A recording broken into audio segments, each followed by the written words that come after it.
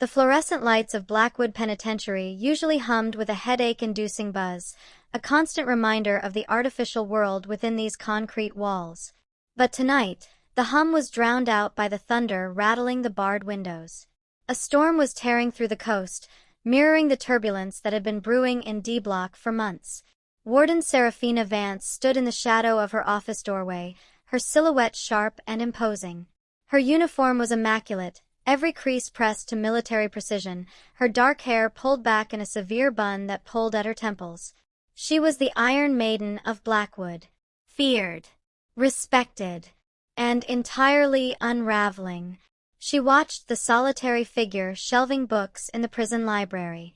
It was late, past curfew, but Seraphina had authorized the extra work detail. It was an abuse of power, she knew, but she was past caring about protocol. Raine Callaway. Raine didn't look like she belonged in a cage, yet she wore the orange jumpsuit with a jagged sort of elegance. She was tall, lean muscle evident even under the baggy fabric, with eyes the color of storm clouds and a tattoo of a raven winding up her neck, disappearing just behind her ear. Seraphina stepped into the library. The heavy metal door clicked shut behind her, the sound echoing like a gunshot in the silence. Raine didn't flinch. She didn't even turn around. She just paused, her hand hovering over a spine of a worn novel. "You're staring again, Warden." Raine's voice was low, a rasp that always sent a shiver straight down Seraphina's spine, settling heavily in her stomach. "I'm observing," Seraphina corrected, walking further into the room. Her heels clicked rhythmically on the linoleum. Click, click, click. The sound of authority. "It's my job to observe." Raine turned then. The look she gave Seraphina wasn't submissive. It was a challenge. A smirk played on her lips, dangerous and knowing. "Is that what we're calling it tonight? Observation." Seraphina stopped 3 feet away. The air between them felt thick, charged with static electricity that had nothing to do with the storm outside. For 6 months, they had danced this dance. Stolen glances across the cafeteria. Fingers brushing accidentally during inspections. The burning, undeniable magnetic pull that defied every rule in the handbook. "You should be in your cell, Callaway," Seraphina whispered, though she made no move to call the guards. "And you should be home," Raine countered, stepping closer. The shift in power was subtle but immediate. Raine wasn't the prisoner here. She was the one holding the keys to Seraphina's composure. "Why aren't you home, Seraphina?" The use of her first name was a violation. It was forbidden. It was intoxicating. "I have work," Seraphina managed, her voice tight. "Liar." Raine closed the distance. She smelled of rain and old paper, a scent that shouldn't have been intoxicating, yet it made Seraphina's head spin. Raine reached out, her hand hovering near Seraphina's waist, not quite touching, the heat radiating from her palms searing through the fabric of the uniform. "You're here because of this," Raine murmured, her eyes dropping to Seraphina's lips, then back up to her eyes, dark and dilated. "Because you're starving. I can see it in the way you hold yourself so tight, like you're afraid you'll shatter if you let go." Seraphina's breath hitched. The mask of the warden cracked. "Raine, we can't. We already are." Raine moved, pinning Seraphina against the nearest bookshelf. It wasn't aggressive. It was desperate. Seraphina didn't fight it. In fact, her hands rose of their own accord, gripping the rough fabric of Raine's jumpsuit, pulling her closer. When their lips met, it wasn't tentative. It was a collision. It was the release of months of suffocation. Seraphina gasped into the kiss, her mouth opening to Raine's, tasting the danger and the sweetness of it. Raine groaned low in her throat, a vibration Seraphina felt against her own chest. The kiss was deep, wet, and consuming. It tasted of rebellion. Seraphina's hands, usually so steady on a firearm or a clipboard, were trembling as she tangled them into Raine's messy, short hair. She pulled Raine harder against her, needing to eliminate every millimeter of space between them. The cold metal of the bookshelf dug into Seraphina's back, a stark contrast to the blazing heat of Raine's body pressed against her front. "God!" Raine whispered against her lips, breaking away for a fraction of a second just to breathe.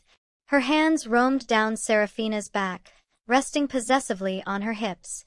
"Do you have any idea how long I've wanted to do this? How long I've watched you walk the catwalks, looking like a queen in a castle of ice?" "Be quiet," Seraphina commanded, but there was no authority left in her voice, only need. She bit Raine's lower lip, tugging it, earning a sharp intake of breath from the other woman. The kiss deepened, becoming slower, more sensual. Raine's tongue traced the seam of Seraphina's lips, teasing, before delving back in. It was a rhythmic exploration, a silent conversation of "I want you, I need you, I have you." Seraphina's leg hooked instinctively around Raine's calf, pulling her flush against her.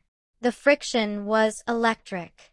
Every brush of their bodies sent sparks racing through Seraphina's nervous system. She felt exposed, stripped of her rank and title, leaving just a woman who was desperately lonely and burning for the one person she could never have. Raine's hands moved up, her thumbs tracing the sharp line of Seraphina's jaw, tilting her head back to deepen the angle. She kissed Seraphina's throat, right over her pulse point, which was fluttering like a trapped bird. "Your heart is racing," Raine whispered against her skin, her lips hot and soft. "Are you scared, Warden?" "Terrified," Seraphina admitted, her eyes fluttering closed as Raine's lips moved to the sensitive spot behind her ear. "If anyone walks in..." "Let them," Raine growled softly, her voice rough with desire. "Let them see that the Ice Queen burns just like the rest of us." Raine pulled back slightly, her hands resting on Seraphina's shoulders, her thumbs brushing against the collar of the uniform. Her eyes were dark, swirling with an emotion that looked terrifyingly like love. "They took my freedom, Seraphina," Raine said, her voice dropping to a hush that blended with the thunder outside. "But they didn't take this. They can't touch this." Seraphina looked at her, really looked at her. In this dim light, amidst the smell of dust and rain, the bars on the windows seemed to fade away. It was just two women, shipwrecked on an island of their own making. "I can't promise you anything," Seraphina whispered, her hand coming up to cup Raine's cheek. Her thumb traced the ink of the raven on Raine's neck. "You know I can't." Raine leaned into the touch, closing her eyes. "I don't want promises. Promises are just words. I want this. I want now." She captured Seraphina's lips again, but this time it was slower. It was a savoring, a searing, languid kiss that felt like honey and fire. Seraphina melted, her rigid posture finally collapsing completely. She buried her face in the crook of Raine's neck, breathing her in, memorizing the scent, the heat, the feeling of Raine's strong arms holding her up when her own knees felt weak. They stood there for what felt like hours, hidden in the stacks of the library, the storm raging outside unable to match the storm within. Eventually, the radio on Seraphina's hip crackled to life, a static-filled voice asking for a status report on the perimeter. The reality of the world came crashing back in. Seraphina pulled away, reluctantly, her chest heaving. She smoothed her hair, though she knew her lips were swollen and her cheeks flushed. She looked at Raine, who was watching her with a lopsided, breathless grin. "You have to go back to your cell," Seraphina said, her voice trembling slightly.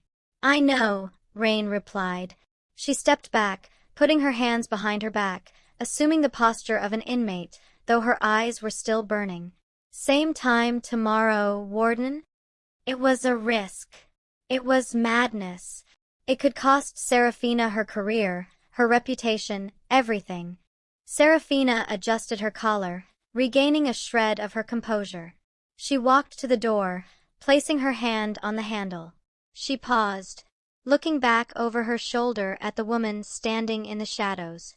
"Library duty is mandatory for the rest of the week, Callaway," Seraphina said, her voice low.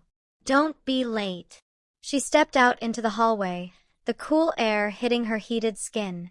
As the door clicked shut, Locking Raine back inside, Seraphina touched her own lips, the taste of the forbidden still lingering there, sweet and dangerous. She walked back toward the control room, the storm outside raging on, but the fire inside her burning brighter than it ever had before.